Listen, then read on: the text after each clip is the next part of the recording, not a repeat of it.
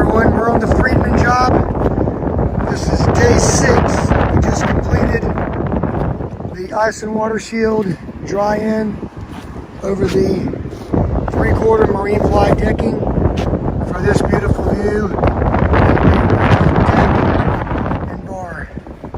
So spiral staircase will be going in here. As you can see, there's a pool down there. So the spiral staircase will be halfway hanging off over the pool. Very, very cool feature that I designed. So notice, this is what a proper dry-in should look like, minus the tarp, until we close this gable end in with our new metal roofing and our possible granite top here. We're not sure what we're going to do with this little area. It's actually perfect for seating. Actually, let's take a seat by now like that. Wow! Oh, that's perfect.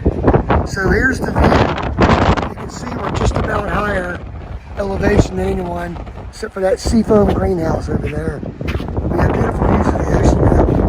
Love it. But notice the zip wall. Everything has stainless fasteners.